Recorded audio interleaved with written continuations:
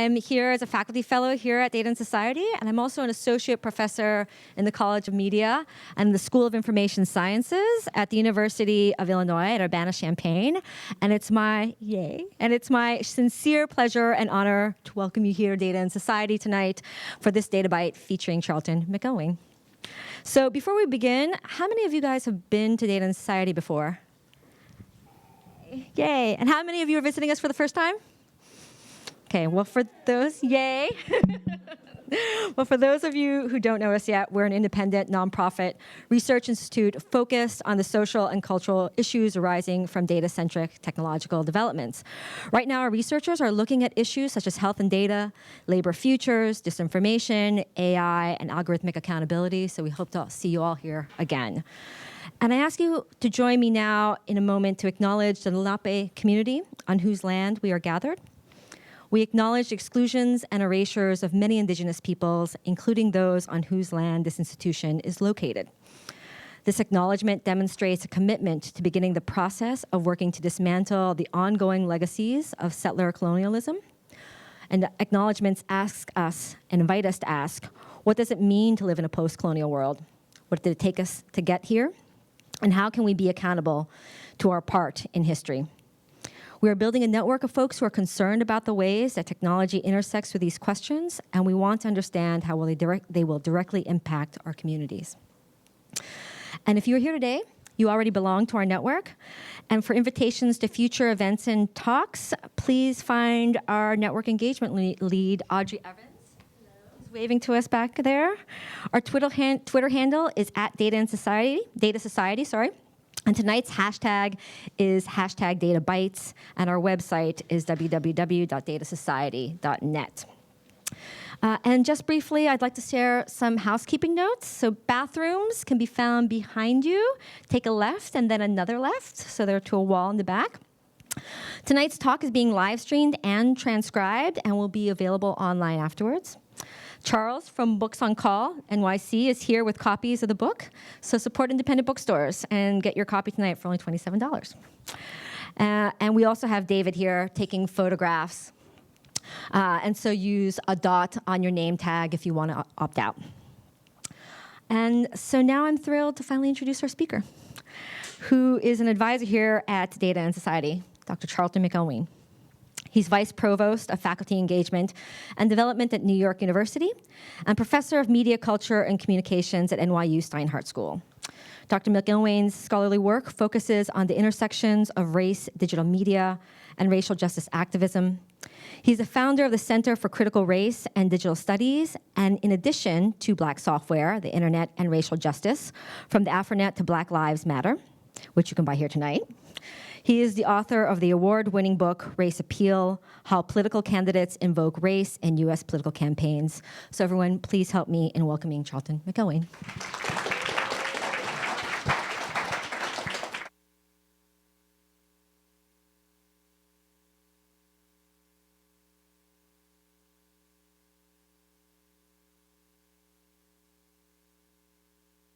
Can you hear me now? All right. I just thanked a lot of people. Thanks again. It's always great to be at Data and Society, a place that I don't come to enough, but in many ways, one could say a birthplace, if you will, for what ultimately became Black Software. Those of you who have been to this space before and often know that it is a unique space where ideas germinate alongside meeting fascinating people and having the opportunity to really come into contact with many different ideas, and used to be even some whiskey involved. Not so much anymore, I see. That was always an upside.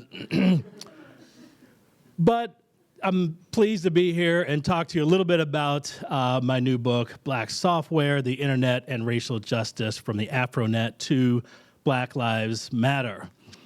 And what I thought I would do for the time that I have here before Anita and I have a chance to talk a little bit and the time to talk with some of you is to give you a little bit of the backstory of the book. Now, I am a more or less trained social scientist.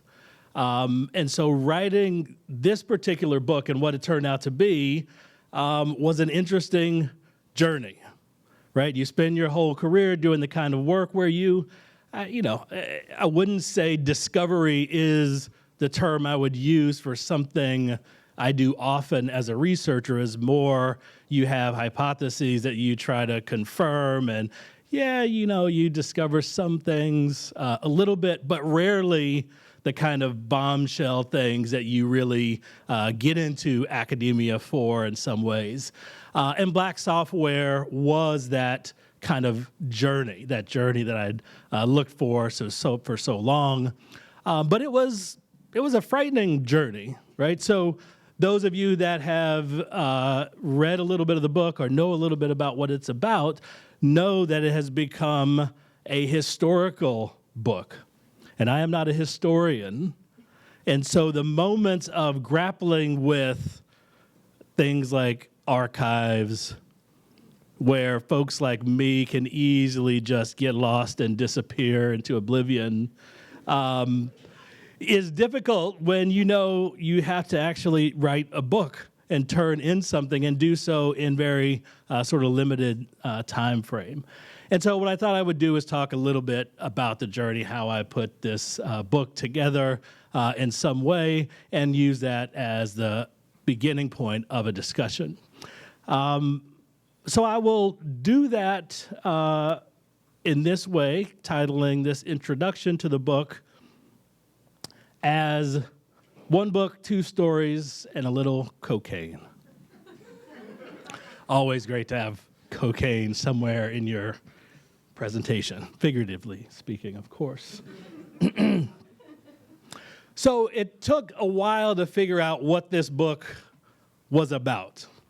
And so in the end, it became something quite different from where it started. And again, it was much of a kind of a roller coaster. And so I will talk about these kind of things, how I ended up with one book that's really built around two giant stories that I was compelled to tell in some way. And then the question of, how do I tie these two books together? How do I ultimately explain to people the concept of what I call Black software? Of course, this is where things all began for me with Black Lives Matter, right? The movement that burst on the scene in many ways like former previous civil rights movement burst on the scene with people not really expecting it, people not really knowing that it was coming. And to think about the success of this movement, right? The fact that all of us here and probably most of the folks in this country and many folks outside of this country know Black Lives Matter, even know what the movement itself stands for, and fights for. That very fact alone is a testament to its power, not to mention the fact that it managed to catapult to our national attention issues that hadn't been on the forefront of our discourse since the late 1960s, early 70s. The last time that U.S. Folks said that issues of race and racial justice were a foremost problem for the country. And so I wanted to understand this movement. Who were the folks that drove the movement, and mostly how did they mobilize and utilize digital tools to accomplish what they managed to accomplish? And so that's where things began. And I began with the question, where did Black Lives Matter come from? Right? And I had some ideas, and I knew it came from 2012 when the hashtag began. But I knew at least at the very beginning that there was a longer genealogy. And so that's what I set out to find. And I set out to go to the place where I knew I would find it. And that would be a very short jaunt back to the early 1990s, where I thought all of this book would take place in a very nice and tidy and neat way. Obviously, it did not, but that's where I first began. So think about the early 1990s. Those of you who lived through it, for us old folks in the room, and those of you who may have read about it somewhere, saw it on TV.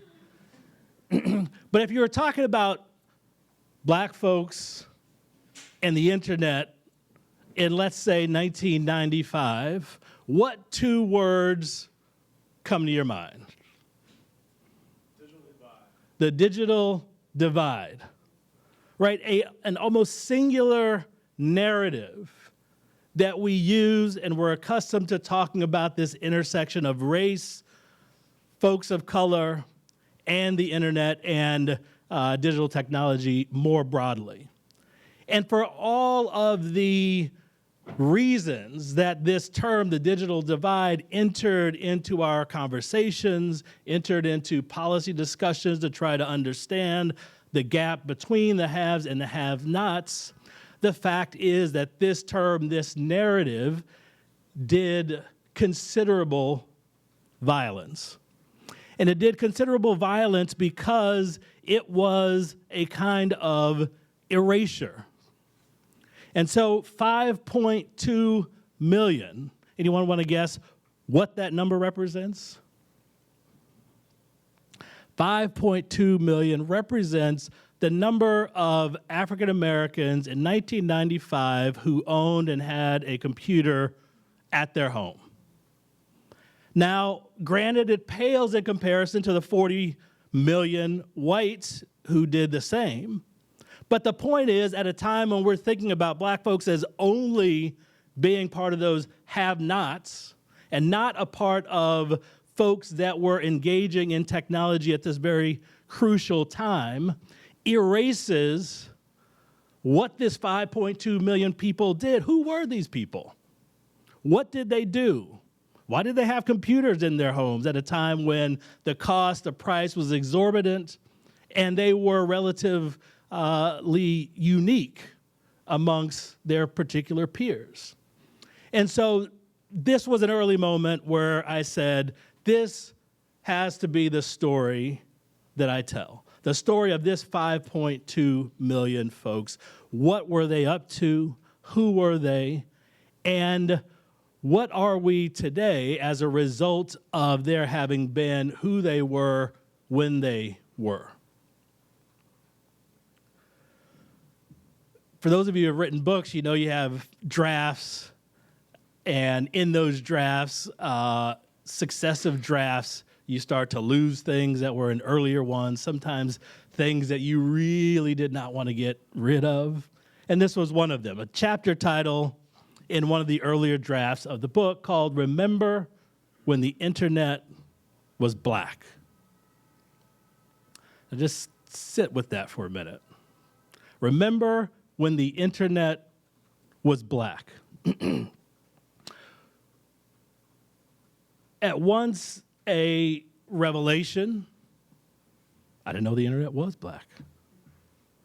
A declaration, yes, it was. But mostly one giant question, which is, what are you talking about? What do you mean by the internet being black? And what I meant, particularly for this beginning point of the book, what ended up being what I called book one, that first story, was a story about these folks.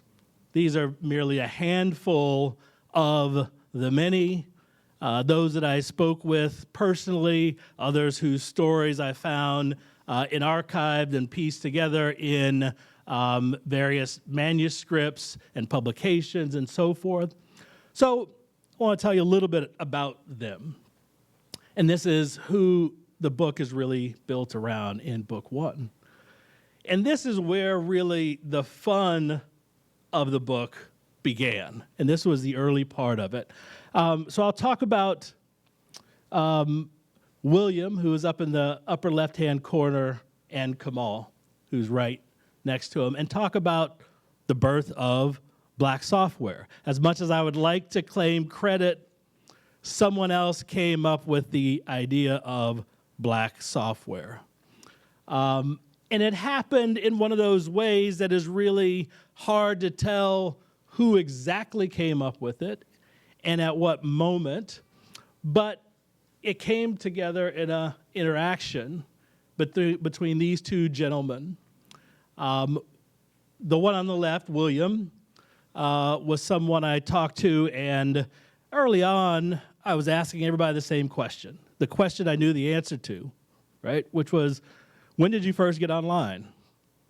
Everybody gave me the answer I thought I wanted to hear, except William, because William said, well,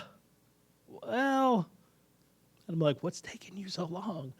It's got to be 1992, maybe 93, 94, maybe 90. And he said, 1978. And I was like, shit. What on earth do you mean by being online in 1978?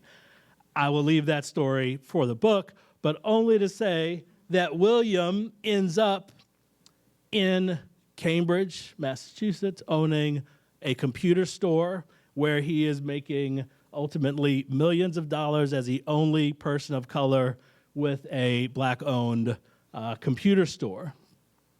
And he's selling what you had to sell at the time: computers, hardware, software. By software, I mean things that were on CD-ROMs or floppy disks and so forth, and that's how things circulated. And at one point, William is looking at things that he ultimately, or as I discovered it first, he deemed or called black software. When I first saw them and wondered what they were, it looked like clip art. And it was clip art of people that looked like me, and not the typical clip art that you saw at the time.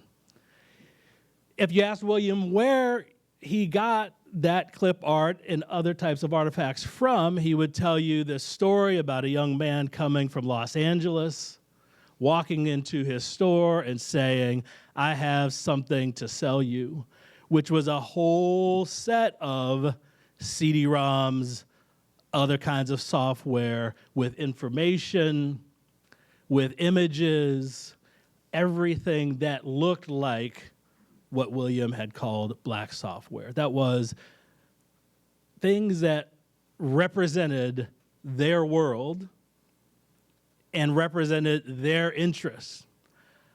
And so Kamal had come from Jet Propulsion Labs, where he was working every day doing tech transfers, not understanding really a lot about software, but having to be immersed in this new world. And he ultimately tells a story of looking around one day and saying, there is nothing for me here.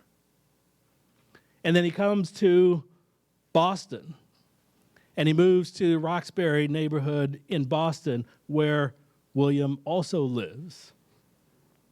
And he's watching one night on television a professor from Princeton talk about building a new software package called Culture. And there is Rembrandt and all of these other white guys. And Kamal said, how are you going to have a software package called Culture and there's nothing African about it? There's nothing about Africa or black folks or people like me.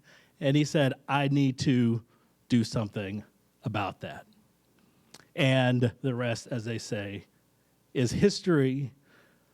The person who I would say begins what I call black software, a commercial entity that he built, patented, and built into a very strong commercial company in the late 1980s and into the early 1990s.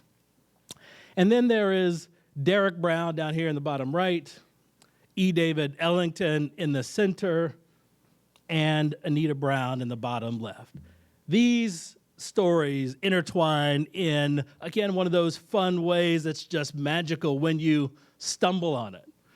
I talked to Derek first on one day, and he's telling me the story about who he is, how he got started. His story begins in South Carolina at Clemson University and then to Georgia Tech. And I'm talking through this whole story, first round, say thank you, and then I talk to David Ellington. Could not be a more different person. Very, what's the word?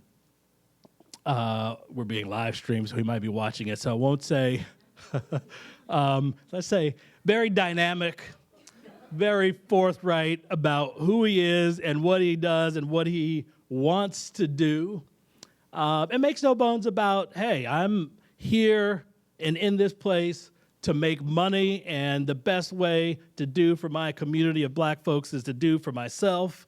And so to talk to these two opposite kinds of people personality-wise, and I talked to David, and I realized that both of them have mentioned a common moment, a moment of an event in Washington, D.C. that brought together the Congressional Black Caucus and some other entities in talking about technology in the mid-'90s. I came back to Derek and I said, Derek, you know a guy named David Ellington? Long pause. And I was like, oh, this is good.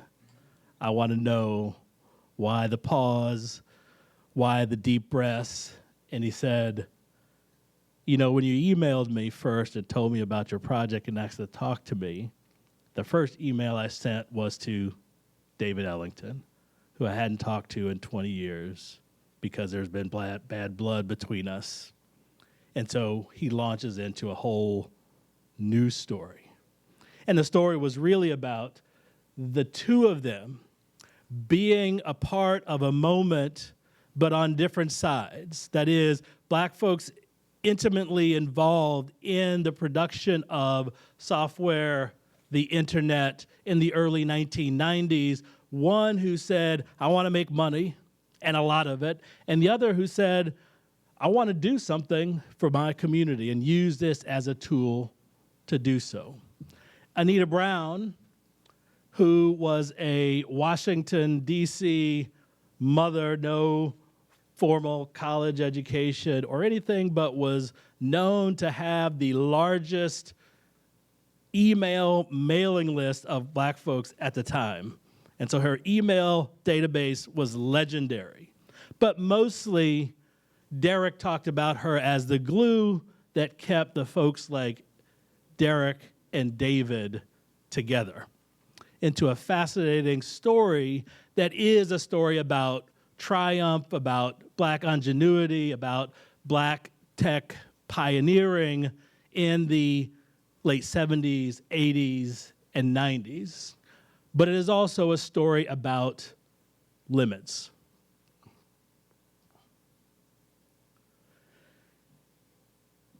And I wanted to talk, when I discovered this next story, had one of those other moments of fear, right? Again, I'm used to writing things that I know when they're going to begin and end. And here was a moment of discovering a vastly different story. And I went looking for this because all of that triumph came to an end by about the late 1990s.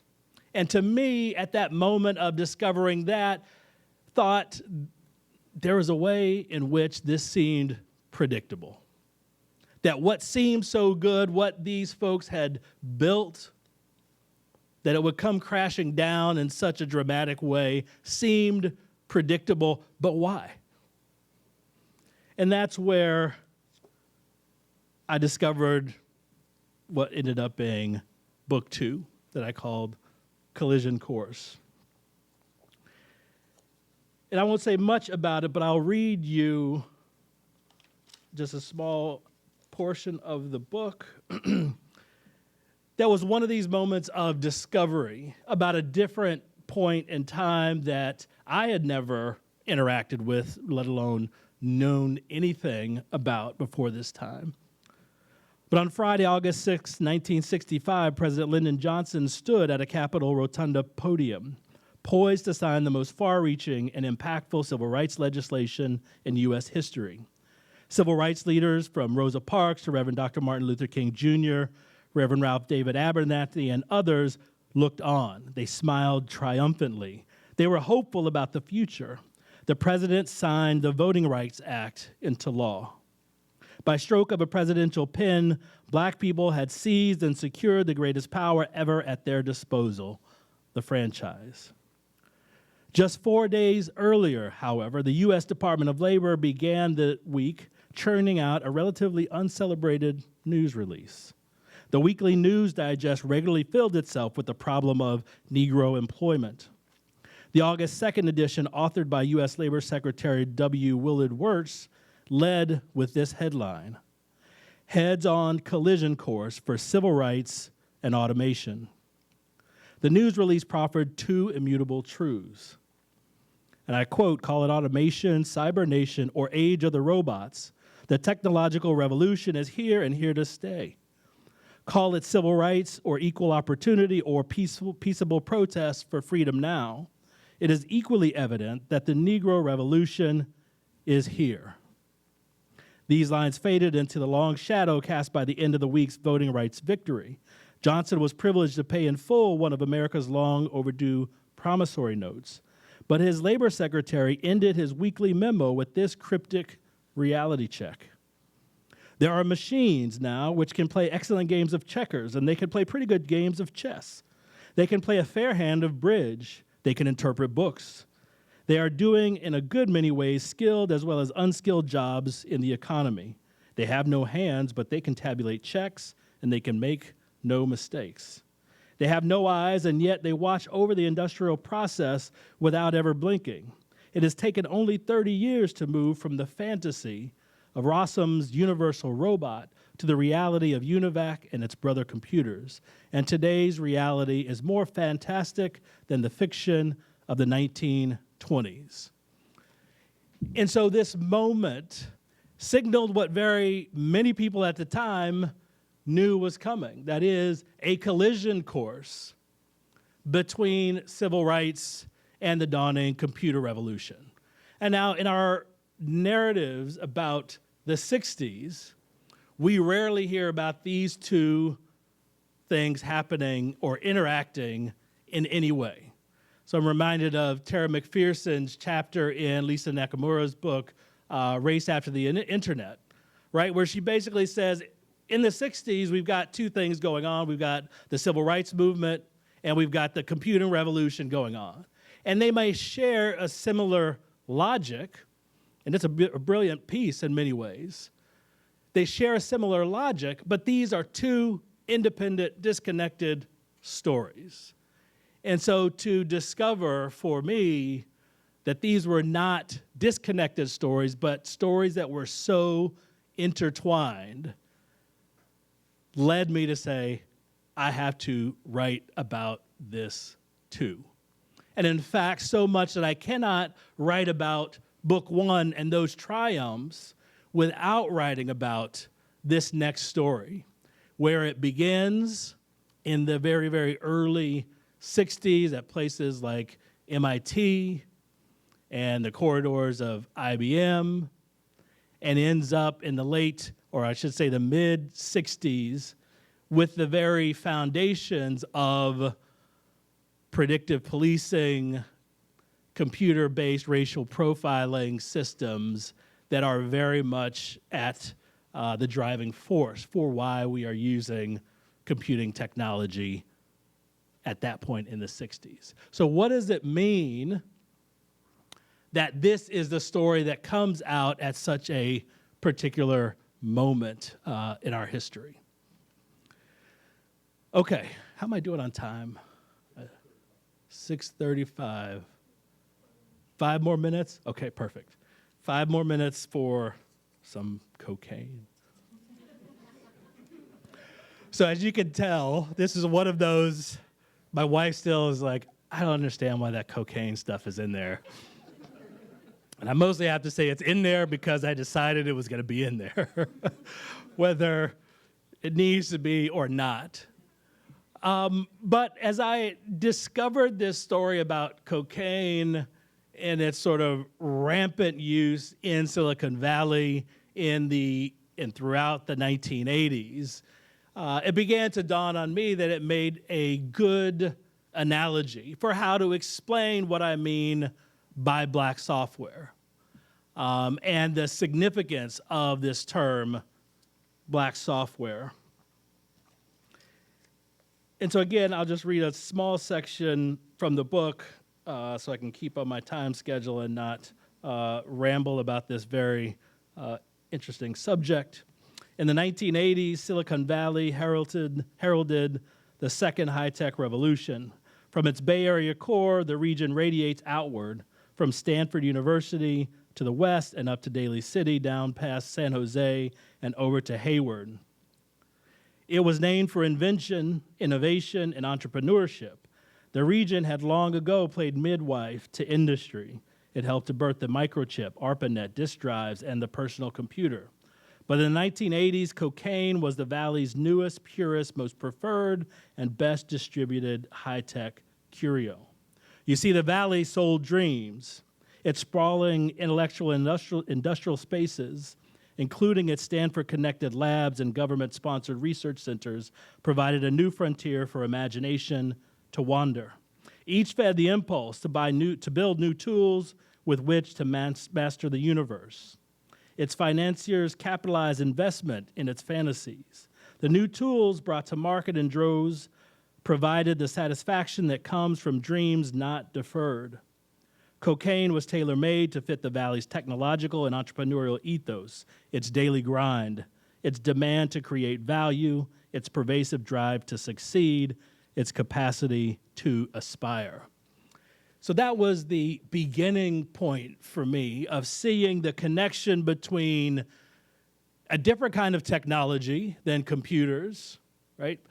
A chemical technology, but a technology nonetheless that begins as something pure, something white, something that drives things that are good, all of these technological inventions. But what we know from this story is that this story begins to move down the coast of California, where it transforms itself into something very different before it hits the streets of South Central Los Angeles and gets turned into crack cocaine, and most of us know where that story ends.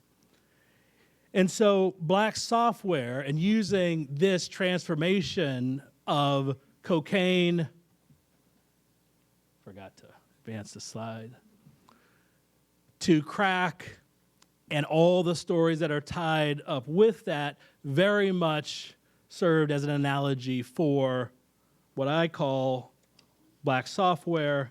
And I will end with this, which is in the introduction of the book. If you don't want to buy it tonight, you can read the introduction online and decide it's a great thing and that you must come back and buy it. For me, black software conjures the myriad ways that we mobilize computing technology. Black software refers to the programs we desire and design computers to run. It refers to who designs the program, for what purposes, and what or who becomes its object or data. It refers to how and how well the computer performs the tasks for which it was programmed. But black software is also a story about how computing technology was built and developed to keep black America docile and in its place, disproportionately disadvantaged, locked up, and marked for death. This is a story that I unravel in Book 2, and it speaks to the nefarious ways those in power is using computing technology to destroy black agency by nullifying black people's hopes and dreams, aspirations, human potential, and political interests, and limiting the heights we are meant to achieve. This story's shockwaves reverberate and still define our present day. Thank you.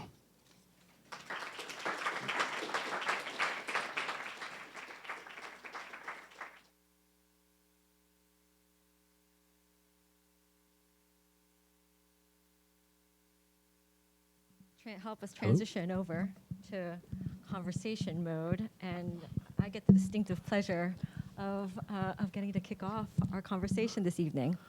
So thank you so much, first off, Charlton, for this incredible work. Thank you. As you know, it's doing an incredible amount of of work and making some really clearly important contributions, even if you say you're not a historian by training.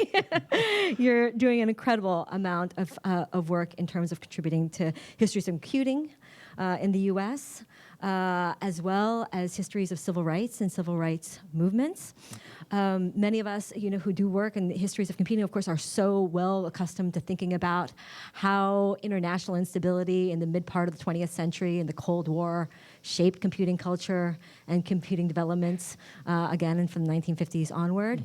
But many of us are not accustomed to thinking about how versions of domestic unrest, concerns around domestic insecurity, protests and civil rights movements were also elements that were driving not just computing developments, but developments around predictive computing, around predictive policing, around information systems and developments. And you, in a beautiful way, demonstrate how the Watts riots in the 1960s and events that were going on across the country were already, by the mid-century, in the 20th century, inspiring state and federal agencies to start to build out collaborations with corporations like IBM to take on multiple tactics, Yep. not just developing some of the first televised documentaries on the riots presented on CBS by IBM on the riots, but also to develop some of the first control and command systems around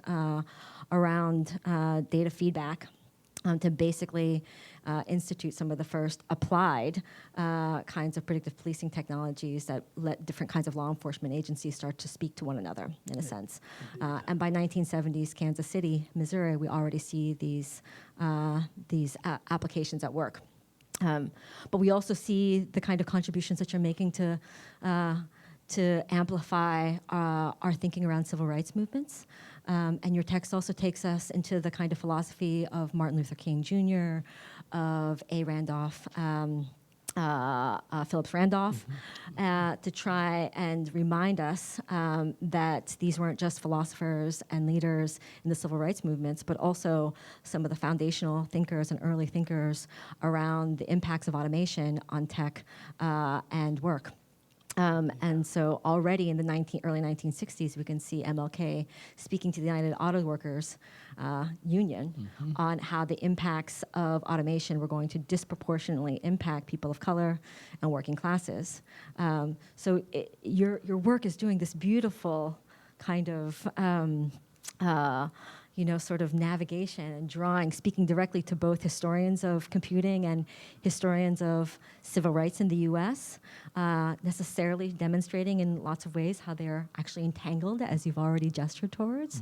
So could you speak to a little bit to us about how, again, the kind of, the work you see in trying to, intervene in these sorts of publics, academic, but also beyond, and how your methods, in a sense, also draw in these diverse audiences to make these kinds of interventions and to also underscore their entanglements, again, as you so beautifully demonstrate.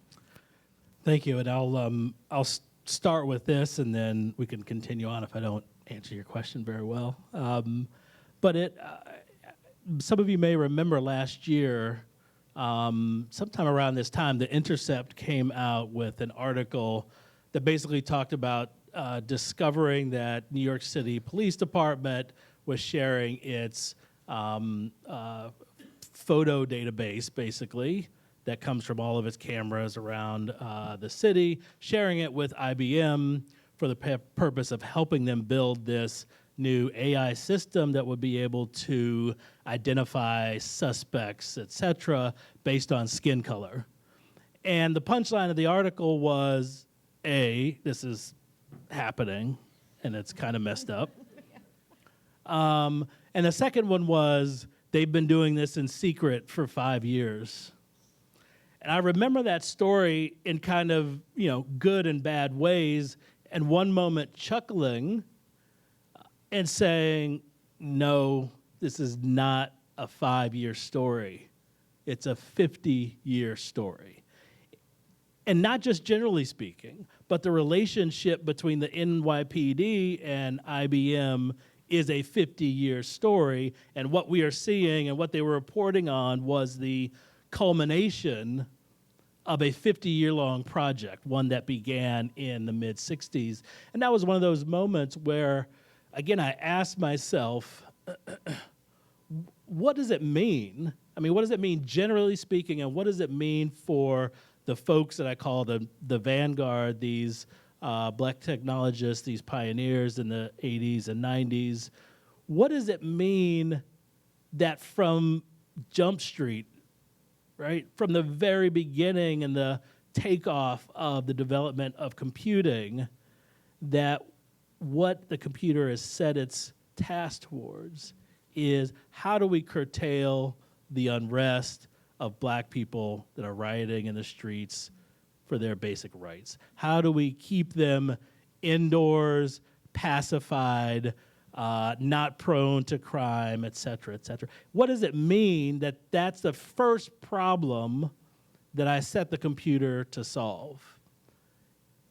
And so that's one of those reasons that I said, I have to figure out a way to tell both of these stories, even though they cover a vast amount of time. But they are so intertwined. And I think really, when we look at the state of where we are now, right, and you see both the optimism where this book started with Black Lives Matter, right, and you see folks being able to do incredible things afforded by the technology that we have, and then look back and go, oh, but this is what this is for. And by the way, when we look beyond Black Lives Matter today, what do we see? We see these massive surveillance systems, so on and so forth, that are working against people like me. These sorts of recovering these histories of erasure and gesturing towards actually other versions of other histories that may have been possible otherwise. Indeed. Indeed. One of the other things that I really love about the work, especially someone who covers and has written about geek cultures and computing cultures in the Global South and in Latin America, is the way you offer us a different kind of topology and geography of geek cultures and computing cultures. So, the kind of dominant version of computing cultures that we're given. The version that we would get if we walk into the Computing History Museum in Palo Alto, California, is a version that ties geek and computing cultures to the coasts, right? Largely to institutions like MIT and Stanford, or to startup and sort of, entrepreneurial culture, garage-based culture, and manicured California suburbs. Yep.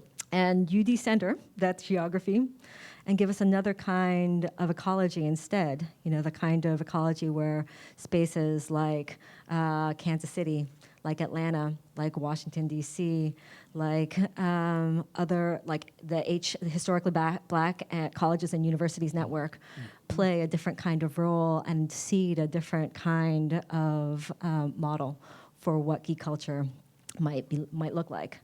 So could you talk to us a little bit about this, the means by which you're sort of opening up this other geography of computing and geek culture, and talk to us a little bit about your discoveries around creativity and self-determination in relation to tech, and maybe also reflect a little bit, because it seems like you're gesturing towards this, about what kinds of lessons they also underscore for us nowadays, especially those of us who are parts of institutions and thinking about this way of building out more inclusive, quote unquote, inclusive tech cultures, et cetera. But what are the sorts of lessons that these sorts of...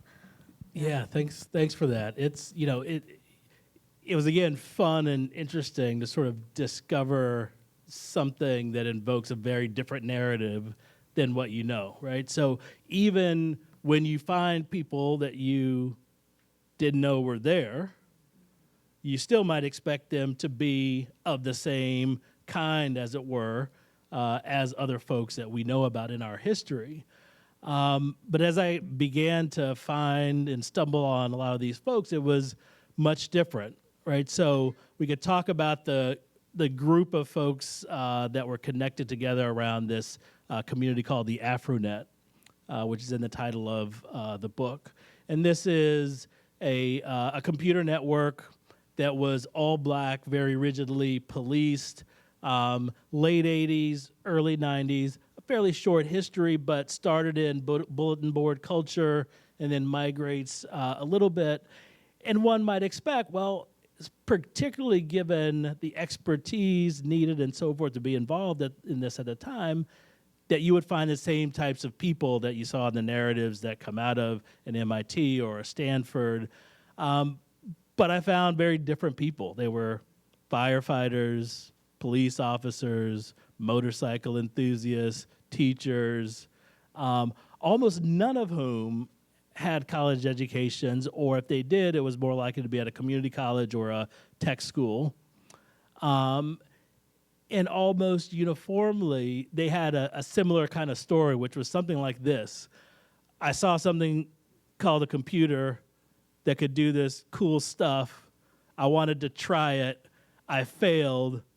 I had nowhere to turn, so I picked up the user's manual, and here I am, having fun, right? So a short story and complicated, but it was one where, what was in the forefront of folks' minds was less about the tech itself, though they were fascinated by it. They had fun putting it together. They had fun building the tools that they were using. But the reason most of them had so much fun doing was what it allowed them to do, which was to connect to other folks in their community that they were otherwise would not be able to.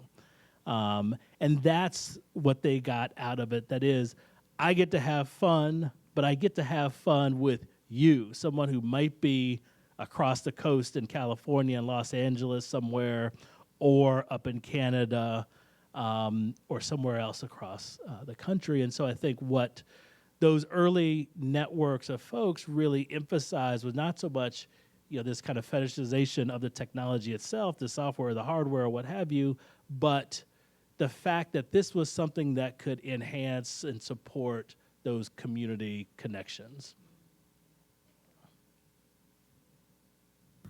This is my last question before I'm going to turn it over to the audience. This last question has to do with your methods, because your methods are really fascinating. And they're really, really some beautiful, qualitative, diverse set of kind of qualitative data methods at play that we see throughout the chapters.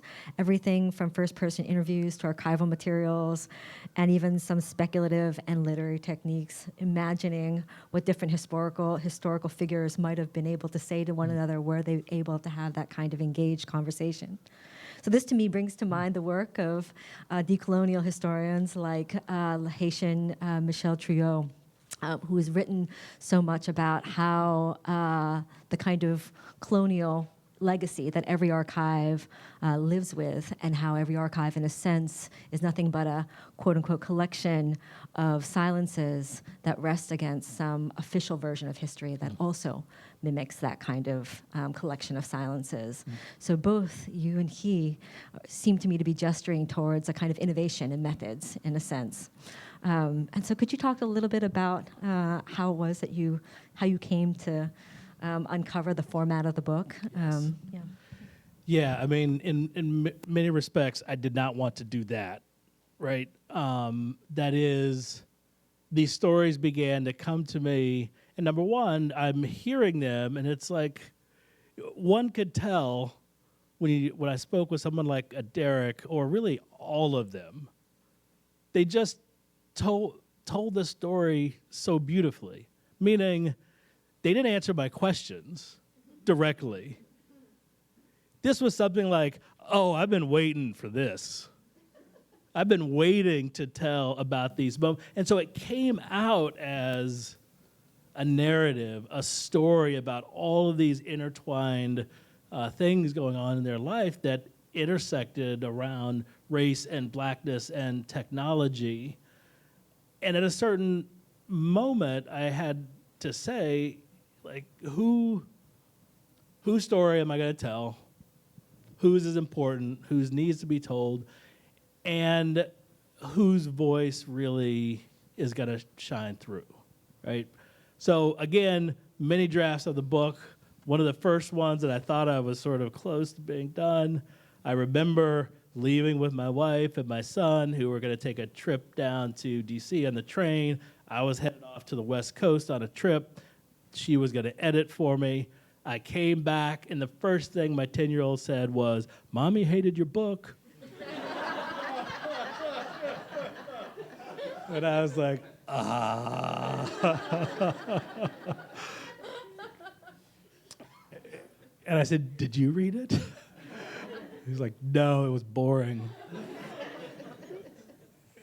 So once the pain subsided, it was a moment, and it was a moment of going back to this and wrestling with the question about whose story and whose voice.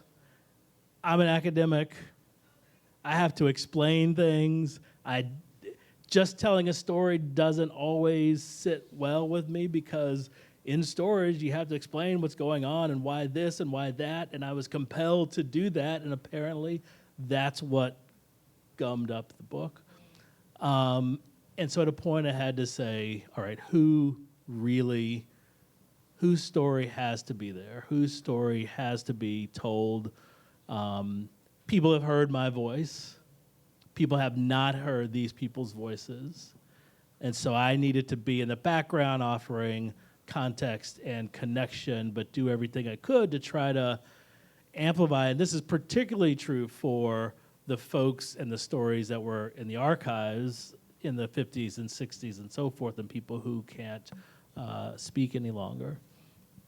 Well, it's gripping narratives, and also clearly something that works against, again, the sort of politics of erasure that we tend to see in kind of both dominant U.S. sort of mid-century, 20th century history, but also U.S. histories around computing. And so it's beautifully done.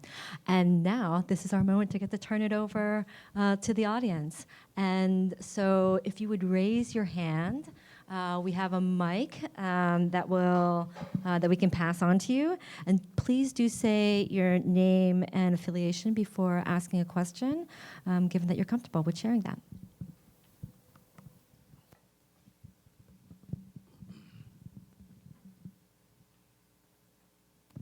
I apologize. I left my glasses in my bag, so most of you I cannot see, but I can hear, so that's good enough.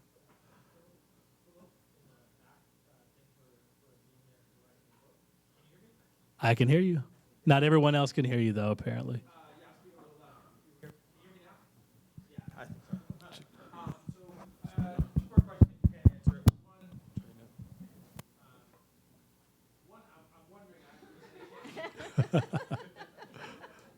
Check. If you step over, I think it's the receiver. I got this black magic, black software. There you go. So, actually, had the honor. I'm thinking, in part, I am like 33, and my dad was an entrepreneur and had a computer in the early 90s. And I'm really fascinated by tech and politics, but I'm realizing, listening to you and Dr. Ruha Benjamin, like that is where the privilege of having access to technology was through his office, like computers and so forth. So when I hear that, that brings me back to my childhood and thinking about that privilege. But one, I met, where do you place Black Planet?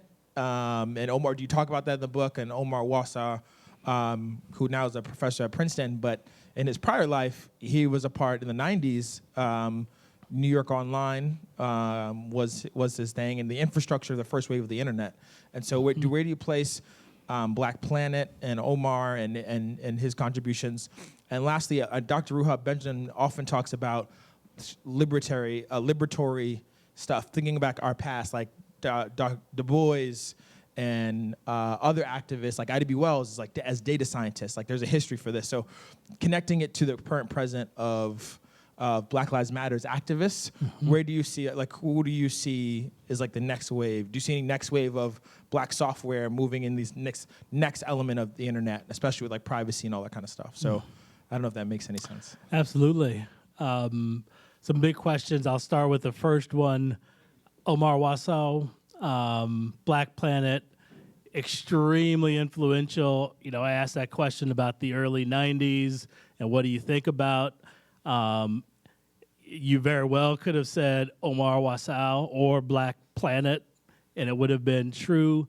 A very explosive, large community online that was one of the first. Nevertheless, Black Planet is not in the book, and there is a reason. It's not a very good reason. but but it has everything to do with sort of the moment of discovering stories and then trying to figure out how to weave those in. And so at the moment that I come back around to Omar's story and Black Planet, New York Online, some of the things that were in close proximity, the story had already started to get out of hand. That was one. The other is the story had always been, still continued to the end of the book, to be very much male-driven. And so I thought at that, again, it was much about timing.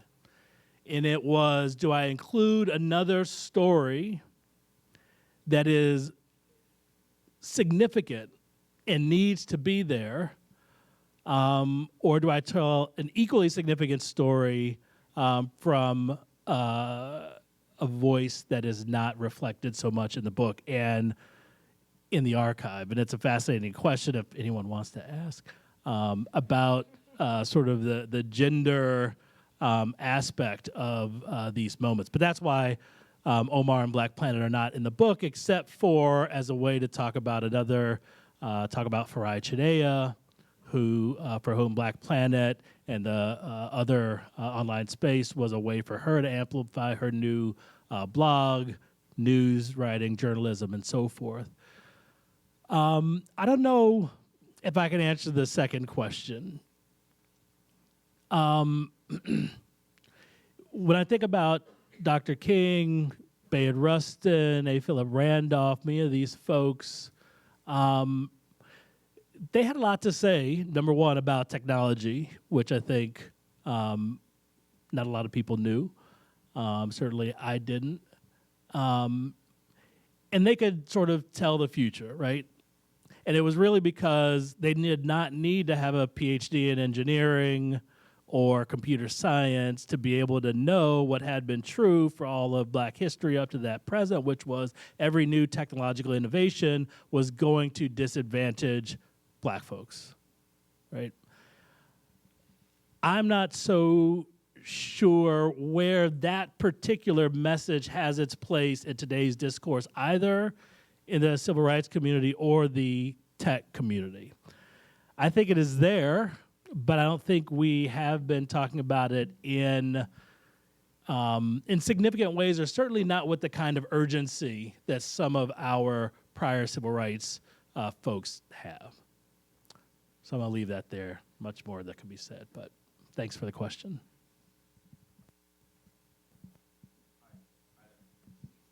Hi.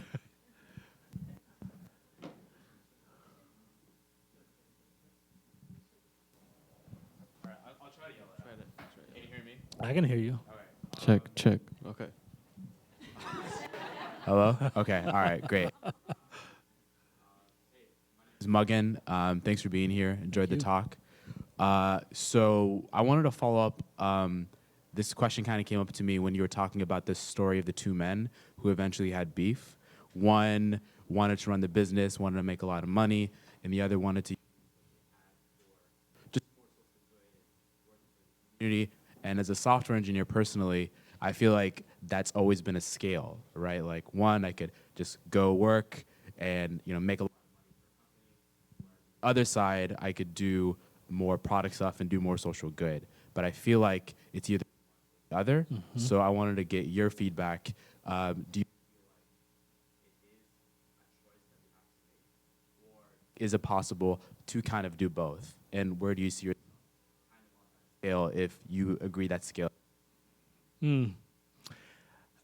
I think certainly that jives very well with history and with this formative moment that I talk about in the book, which was the early mid-90s, information superhighway, digital divide. What are we going to do? Right, here's the moment, if there is any, for Black folks to capitalize, make serious amounts of money, and that is a space opened up by the technology itself, right? And then you have other folks that see the tremendous opportunity to correct the narratives. That is, I can make visible spaces of my own narrative, my own history that counters the sort of representational, dominant narrative. But it was interesting to hear this story told, and it was very much told in the same way no matter who I spoke with, which was a sense that not everybody was going to win. And when I say everybody, I'm talking about black folks. Not everyone was going to win. There was not room for many folks to be profitable. There might be one or two, and that's what that beef that Derek talked about was very much about. Which one of us is it going to be? But there was also a moment where the pivot towards how do I use the technology towards sort of liberatory ends for the cause of building community or fighting for racial justice, it wasn't very prominent at the time. It was part of it, right? And there was this, how do we connect to the community? But there wasn't a pivot. The attention was on, let me make the money, and how do I profit, and how do we profit? So even if we're talking about the collective, it's a story about profit. Long story short, to try to answer your question is, how many internet properties do we see today that are black-owned, traffic in primarily black content, and are commercially successful? I can think of maybe one, and I haven't checked in the last year or so, and it may not be black-owned anymore. So all that to say, certainly, in a way, I don't think it's a one or the other. I think, from my point of view, both are suspect, meaning our ability to advance both economically or politically around the technology are questionable, given a lot of things that I'm sure you are faced with, which is, how do I blaze a path and do what I want to do, whether that is make money or do good, and see that at some point there's a wall to either or both of those. I'm going to stop there on that one. We'll take one more question. I really am optimistic a little bit. Sort of.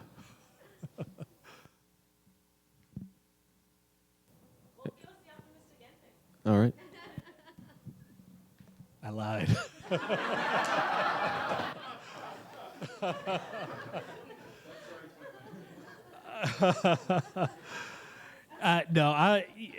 Here is the optimism.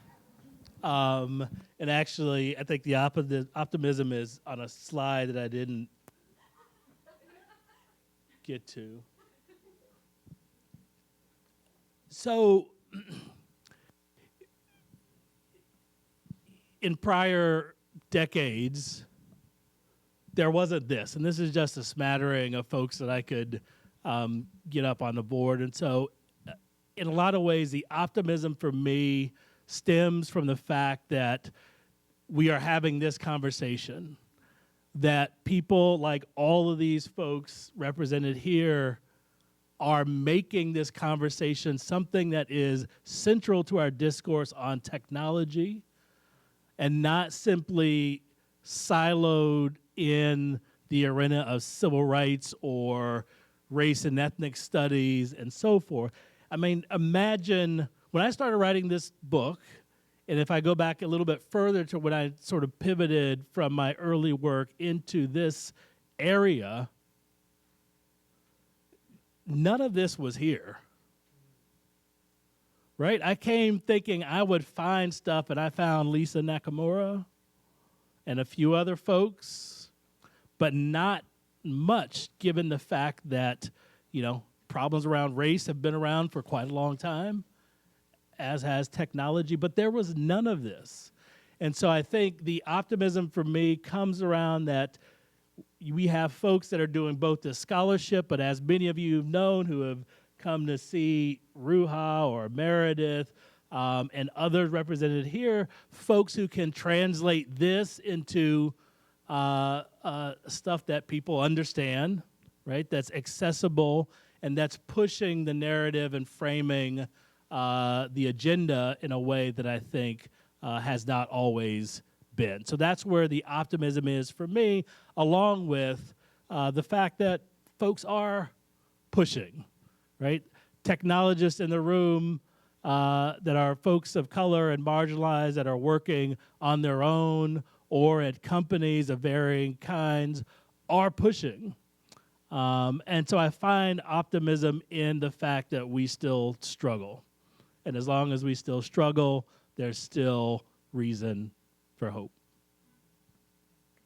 Thank you.